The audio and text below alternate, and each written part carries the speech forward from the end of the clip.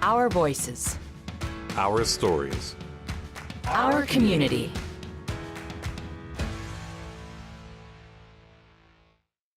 I think our goal from the beginning was always to give our guys an opportunity to participate in real work that had a real outcome, you know. Camphill is just that place you want to be. You got the serenity and the peacefulness and the scenery, and it's portrayed everywhere. Whenever we leave here, we are always going, wow, we just, still after 25 years, are saying, we just can't believe how great this place is. There is a magic here, there's a spirit here that just naturally makes people relax and enjoy each other. The folks here are happy and everyone is just pleasant.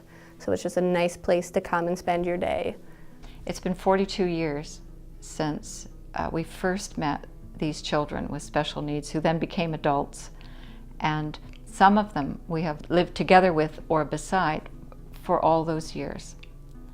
And it's such a joy in our lives to still be connected and still grow old together with those we started with, and to meet all the new young people who are coming and joining the community and finding their lives with us. My name's Diane Kidd, and I'm one of the founders of Camphill Communities Ontario.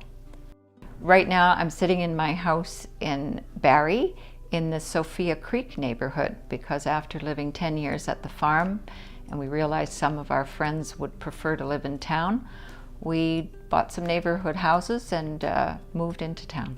I'm Chuck Kidd. I'm the co-founder of Camphill, Ontario, along with my wife Diane and a couple of other very important people. And we began our work in 1986, and we haven't looked back. When we moved to the village, there was a 2-bedroom Inselbrick house on 300 acres and an old barn.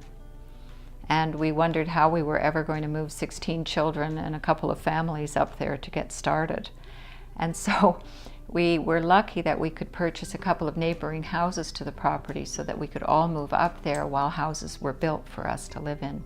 And we started the farm and garden even though we didn't really have a clue what we were doing. We managed to build 5 homes and a community center, which was open and available to the public, where we had a lot of performances, artistic activities, workshops in general, and just a lot of really good, healthy community activities, including our craft fairs, which attracted a lot of attention and people. So over time, people got to know us.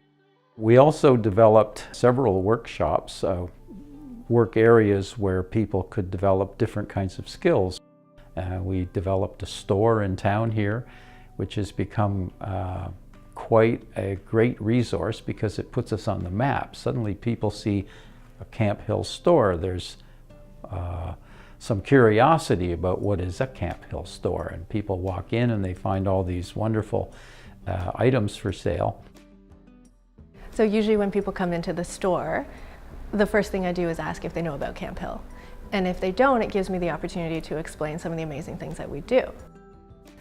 I'm Catherine Killam, the store manager of the Camphill store, and we're downtown Barrie on a busy, rainy day. I've been with Camphill for just over 10.5 years now.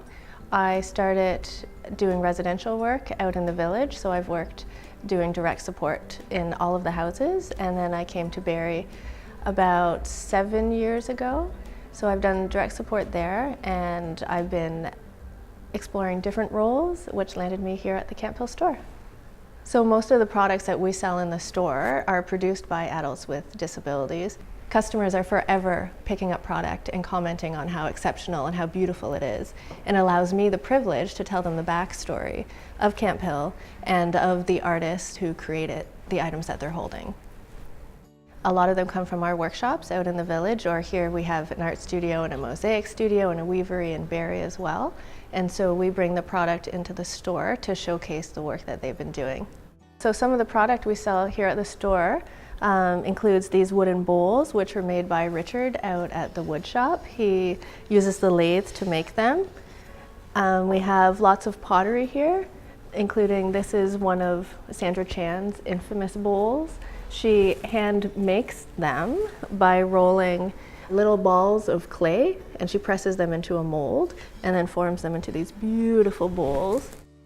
The store acts as a hub, as a mediary of sorts between Camphill and what we do and connecting with the community. So we create a lot of these products and we'll bring them here where the community can come and access them. But beyond that, it allows us a space to not only tell our story, but also invite the public in. So we do different workshops here that include the public. We also do partnerships with other organizations like CMHA, and we'll have exhibits here of different artists' work. So it acts as a meeting point. My name is Alan Kuhn, and we're here today at the Barrie Farmers Market.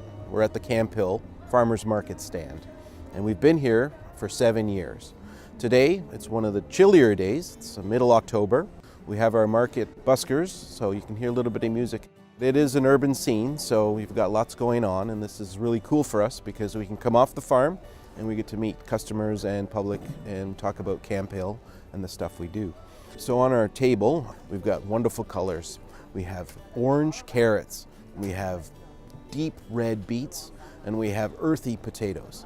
And the potatoes are still covered in soil because they hold a lot better in storage that way. The Market Garden's been a program at Camphill for at least 10 years. Gardening at Camphill is one of the foundational principles. One of the pillars of Camphill is an agricultural background. We produce our own food, and we produce food for the market and for other things like community-supported agriculture. I coordinate the Market Garden. It's about 5 acres. It's a great thing. Involves a lot of work during the week, so there's a lot of seeding, sowing, there's a lot of hoeing, there's a lot of weeding. However, at the end of the day, we get a lot of nice rewards for it. When somebody says, "This is what I grew," and they actually get to eat it as well, doesn't it taste great? These things people make a connection with. They make a connection with the produce that they make, and they make a connection with the customer. And then the customer makes a connection with Camphill, not only through the theoretical idea of what we do, but through the actual food, the nutrition. It's a really great way of expressing who we are. Our community will return after the break.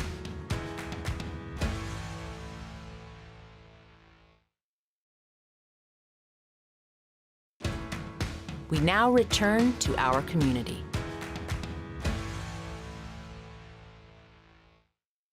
My name is Larry Palmer. I'm the Executive Director of Camphill Communities Ontario, and I'm talking to you from Novellis Hall in the basement as we wrapped up our fair today. Semi-annually, we have an art and craft show. All the art produced in our therapeutic artistic workshops by the people that we support here of various abilities. Pottery, woodworking, weavery, lots of good food, baking, good organic vegetables.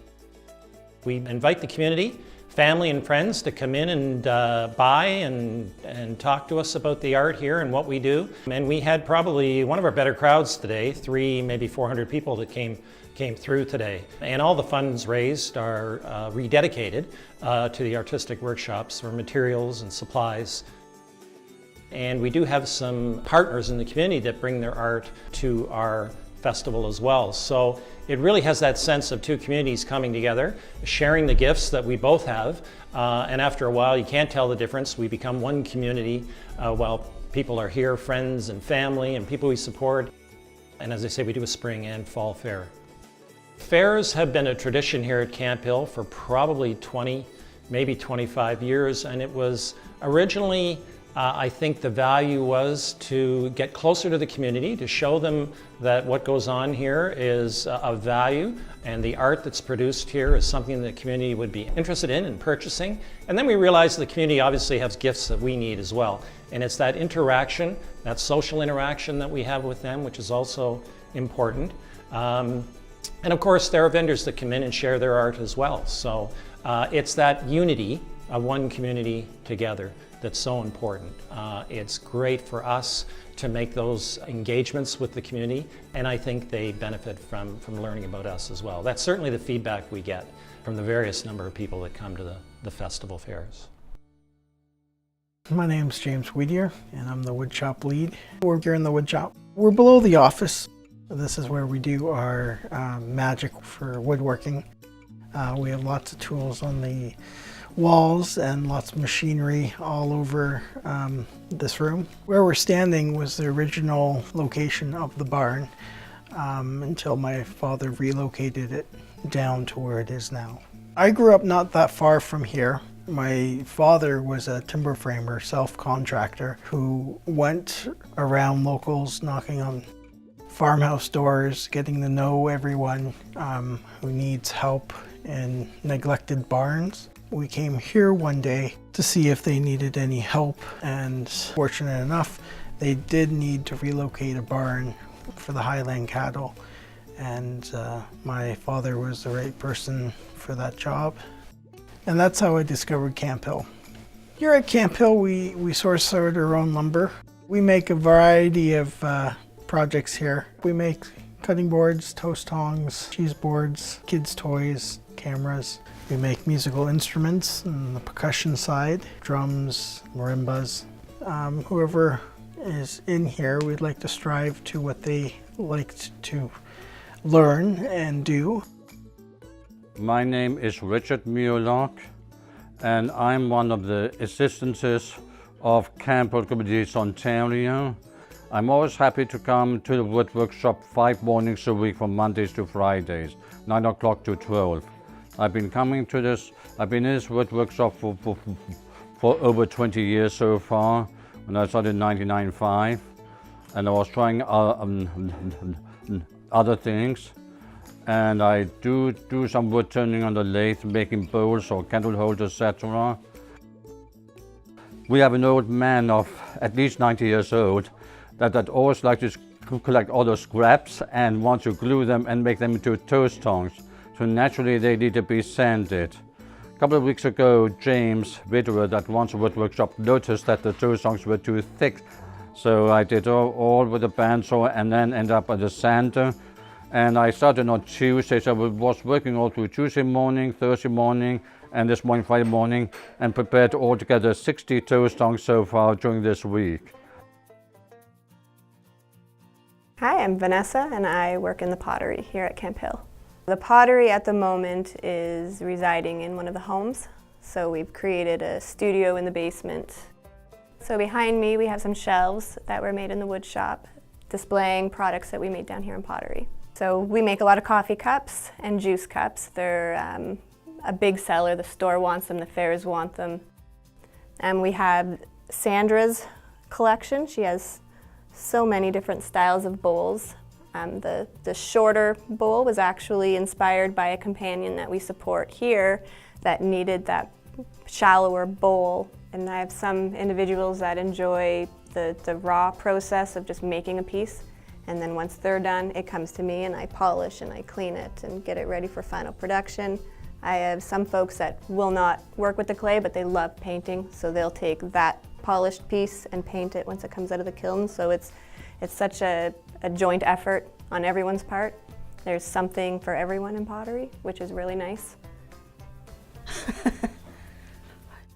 Sandra's been coming down to pottery for 14 years.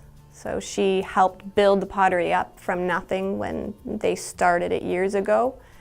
Her technique, she's perfected it to the point where her pieces get made and sold. They're requested for like silent auctions and tribute dinners. Everyone knows a Sandra bowl. You go to the store, you'll see a biography of Sandra on the wall, as well as her bowls displayed. She's proud of her work. She loves when her family come to the fair. You know, they'll buy stuff, and she just, that's what she'll talk about. She'll talk about the next time they come, and she'll focus on projects for them, and when something just comes out, wow, that's for my sister, or that's for my mom. So she loves to show off her work. She's very proud. I live in a Chinese house. I live with my parents. I come from Toronto. I come here 13 years. What's your favorite part? My principal, that Chinese hat. I like it so much. Yes. I make stuff for the fair. and make it for the store for Christmas once a year. I buy one for my parents for Christmas. I listen to music, just relax, I do my work. Our community will return after the break.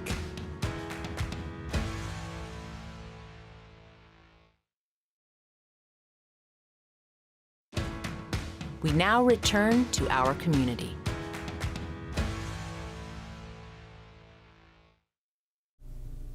I think there are many people, not only people with disabilities, who benefit from a rural environment and benefit from being together with animals. I think animals can bring a sense of peace, and particularly cows give a sense of peace to people, especially if they are restless or uncomfortable in themselves and need that outlet of being outside and with something that is a very trusting animal and an animal they can trust. My name's David Kidd. I look after the farm program here at Camphill Communities. We're just outside the barn here with the home of the cows and the horses. Our Scottish Highland herd has become a big highlight in the place. The main feature of Highland cattle that really makes them stand out is their very long, shaggy fur and their long horns. My name is Robin Rich, and I'm here outside the barn at Camphill, and I have Chester here with me on this lovely, somewhat breezy October afternoon. Chester is a quarter horse. He was donated. So we started the horse program, and then 6 months or so later we got, and this is Chester here. Come here, boy. And then we got a pal for Chester, which is Prancer, who was so kindly donated by Sharon and Dean Davidson. And Prancer is a registered Canadian horse, which is our Canada's national breed. We are hoping to have people riding horses next summer.